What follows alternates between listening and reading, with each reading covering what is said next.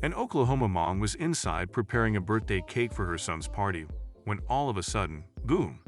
First, she saw the blood outside. Then she saw her son in tears. That's when she realized what happened.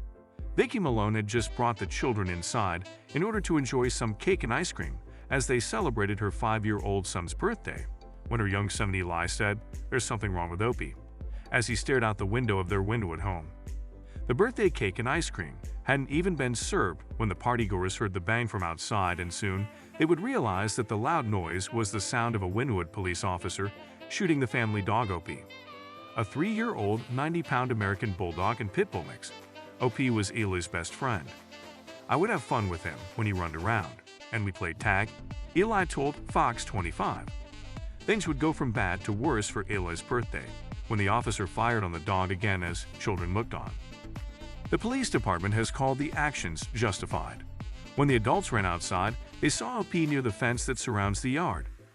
Opie was over here kicking and gasping for air, Vicki Malone recalled. Meanwhile, the police officer retrieved a rifle from his police vehicle, which he then used to put the dog down, firing 2 shots from the rifle. The kids were all watching through the window, Malone told the New York Daily News. Rio Youngblood, Malone's son and Opie's legal owner, said he asked the officer, "Why'd you shoot my dog?" But he didn't get an answer. He walks slowly out to his car, gets an AR-15, and points it at the dog and pulls the trigger, Youngblood told the Daily News. "He fires another round, and it ended my dog's life." He lowered his head and drove off. Opie's dead body then laid on the ground, covered with a towel, as the family waited for another police officer to arrive at the scene and take statements from the family as a 5-year-old's birthday party was ruined in the worst imaginable way. Initially, the police officer allegedly told Malone that the dog had lunged at him through the fence. According to Wynwood Police Chief Ken Moore, the officer said the dog was vicious and attacked him by coming around the corner of the house to charge at him. Moore said the officer tried to kick the dog off him before shooting him. However, a video of the aftermath of the shooting paints a different picture. In the footage, the dead dog, with a gunshot wound to his head, is lying inside the fence that surrounds the property. However, it's possible that the dog returned to the other side of the fence after being shot. Because of the fence, one would think the officer must have been on the property if he felt threatened by the dog. However, those reports are conflicting. All Malone says that the officer told her the dog tried to attack him through the fence. Chief Moore seems to allude to the officer being on the property. "The dog cannot jump the fence," Malone said, according to Daily Mail. "The dog could maybe have gotten his head through the fence, but he wouldn't have been able to open it," she added.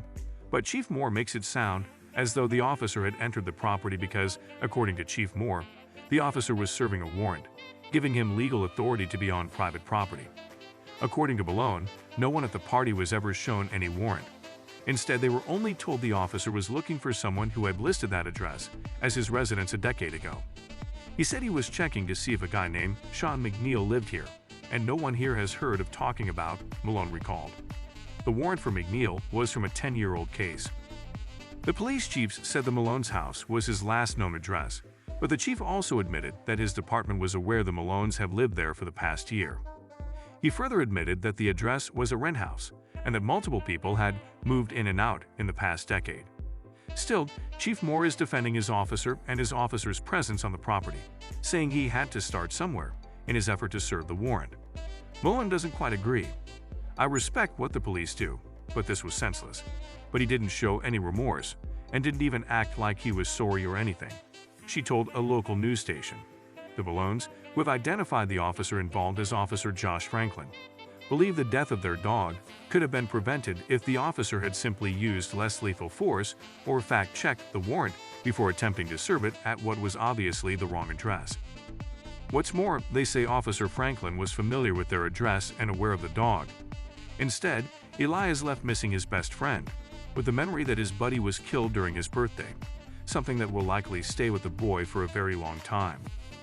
Eli made a small wooden cross to mark Opie's backyard gravesite. While it hurts to lose a good friend, Eli says it hurts even more that no one with the Wynwood Police Department has said they're sorry. Although the mayor promised the incident would be discussed at the next city council meeting and admitted the officer who killed the dog had previous questionable actions, that did little to comfort the party's youngest guests, some of whom are not wanting to go outside to play anymore after the horror they witnessed. Eli isn't alone in his grief, either. Youngblood said his son Vreeland is also still mourning Opie's death.